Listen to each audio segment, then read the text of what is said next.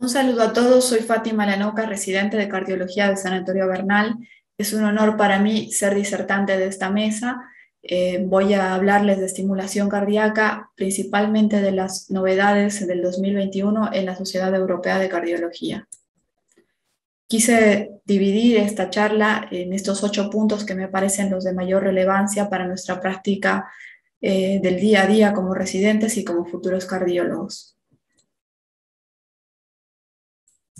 Empezamos con el enfoque de bradicardia. En la guía, la primera parte le da mucha importancia y mucha relevancia a la historia clínica del paciente, a los factores de riesgo cardiovascular, a la historia familiar, a enfocarnos bastante en los síntomas presentados en torno al cuadro y al tratamiento médico previo al evento.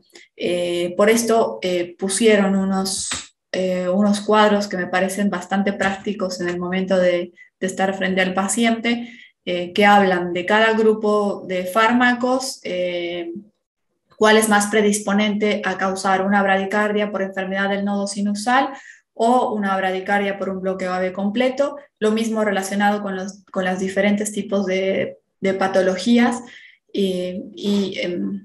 más que todo capaz que nos ayuda a definir bien la etiología de cada paciente.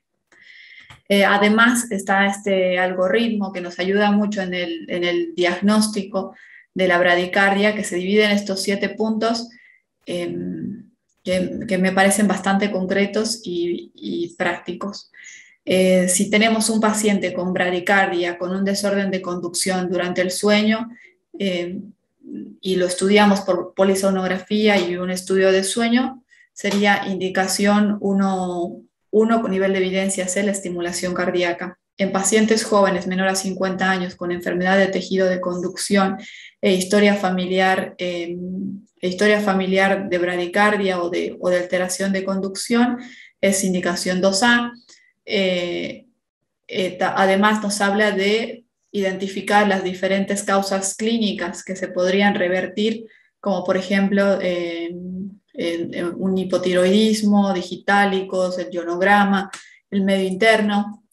Además, en pacientes que sospechamos cardiomiopatía infiltrativa, nos habla de todos los estudios de imagen cardíaca, como resonancia, PET.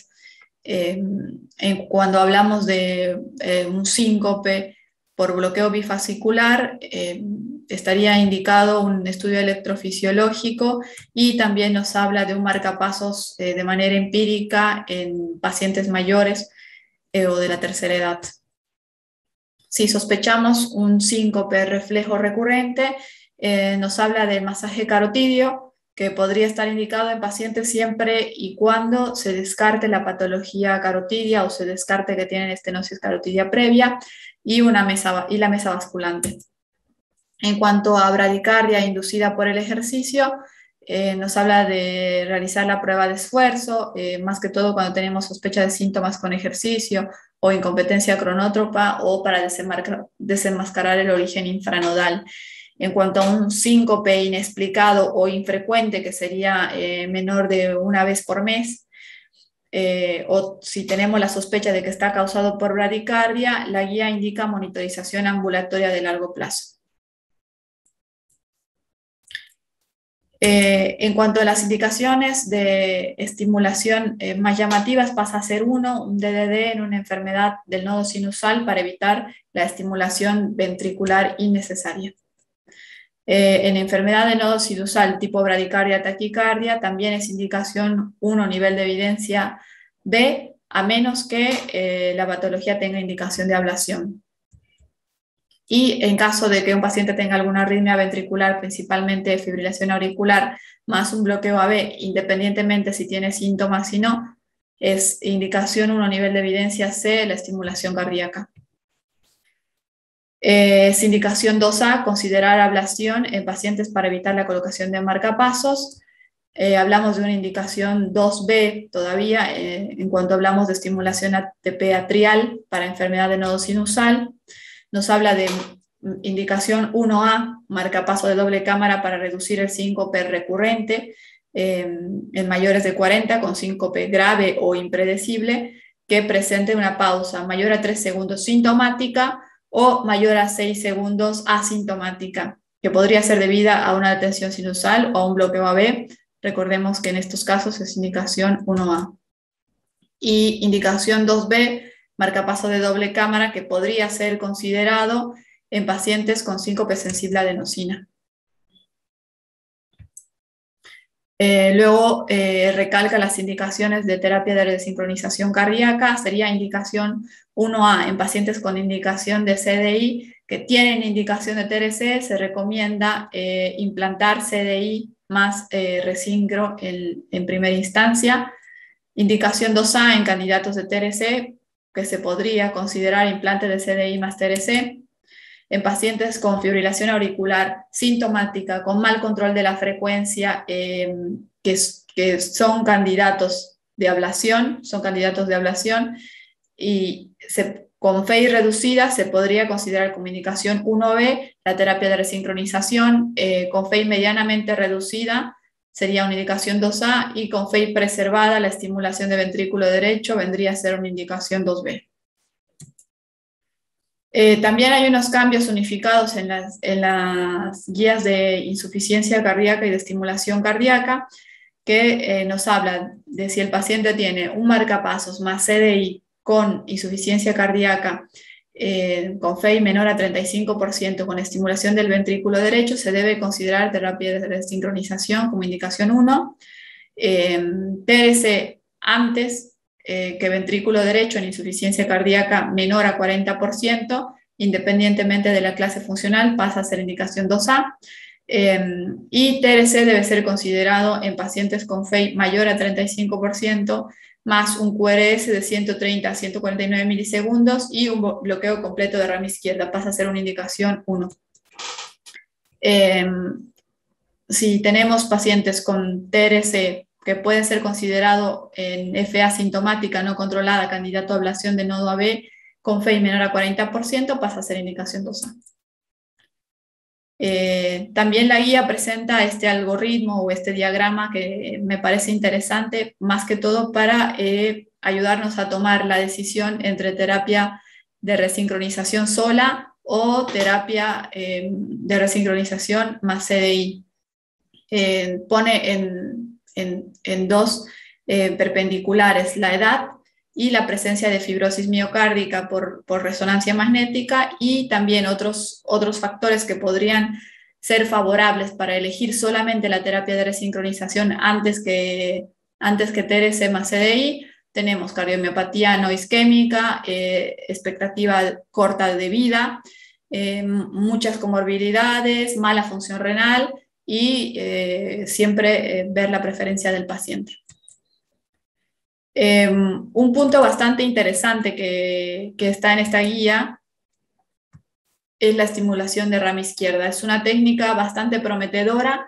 En esta guía del 2021 sí se describe que tiene resultados prometedores con parámetros eléctricos excelentes, con buen funcionamiento, pero todavía no hay estudios randomizados que puedan lanzar recomendaciones definitivas por parte de la guía.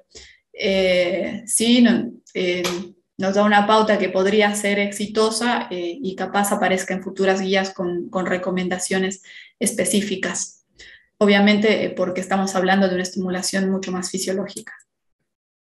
En cuanto a la estimulación sin cables, nos habla de que es alternativa al marcapaso transvenoso cuando no hay un acceso venoso superior o hay un alto riesgo de infección, y como indicación 2B podría ser una alternativa a una estimulación monocameral, considerando la esperanza de vida y la decisión compartida con el paciente. En cuanto a estimulación de infarto de miocardio y de cirugía cardíaca, en infarto tenemos como indicación 1, nivel de evidencia C, un bloqueo AB con más de 5 días de duración, y como indicación 2B, los seleccionados con bloqueo AB más infarto anterior más insuficiencia cardíaca, que se podría considerar una terapia de resincronización versus una terapia de resincronización más CDI.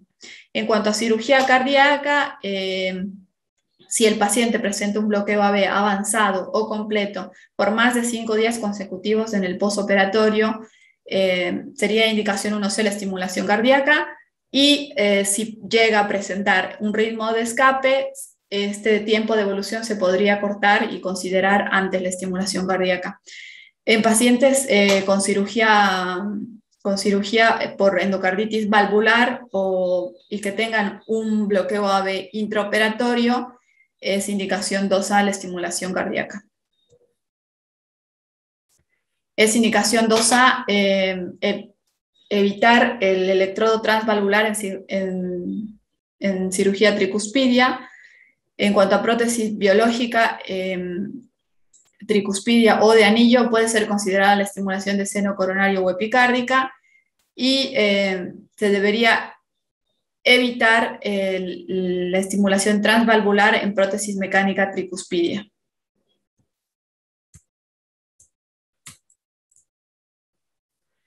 En cuanto a la estimulación post-implante de TAVI,